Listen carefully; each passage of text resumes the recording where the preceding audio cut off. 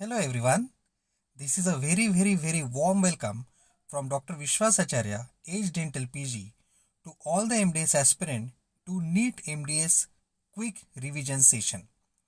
These sessions are specially designed keeping in mind that there is very less time left for the exam and we have lot of things to revise. So we have come up with a quick revision session. We are also calling it as a 2-minute session where we will be covering very important points and frequently asked question and related information in just few slides. So starting with a session on few signs which are frequently asked in the exam. In case of MPDS, that is Myofascial Pain Dysfunction Syndrome, we have a jump sign. Jump sign is a seen in MPDS, that is Myofascial Pain Dysfunction Syndrome. Most commonly affected muscle is lateral pterygoid. Patient has difficulty in mouth opening and gross pain. We have a jump sign in MPDS. Battle sign, that is ecchymosis in the mastoid area, is indicative of fracture of middle cranial fossa. That is called as a battle sign. Coleman sign, that is a sublingual hematoma indicative of fracture of mandible. There are occasions when there is unicortical fracture of the mandible, when there is minimum displacement or sometimes no displacement.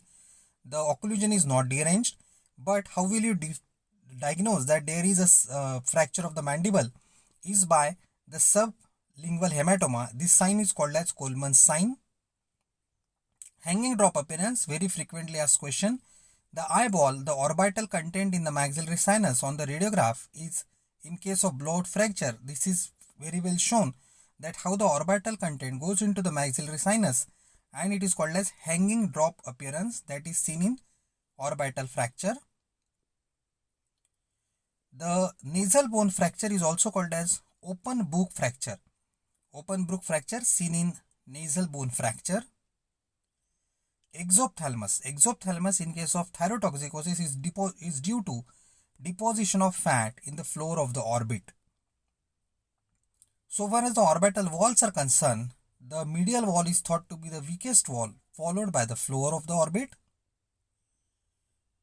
The Lifford 1 fracture, also called as floating fracture, urine fracture, pterygomaxillary disjunction, horizontal fracture, and dentoalveolar fracture. I repeat, Lifford 1 fracture, also called as floating fracture, urine fracture, pterygomaxillary disjunction, horizontal fracture, and dentoalveolar fracture. Thank you very much for attending and listening to the video. You please, if you appreciate the attempt, you please forward and promote the video. We are coming with many videos which are also called as quick revision session for MDS aspirant. Thank you very much.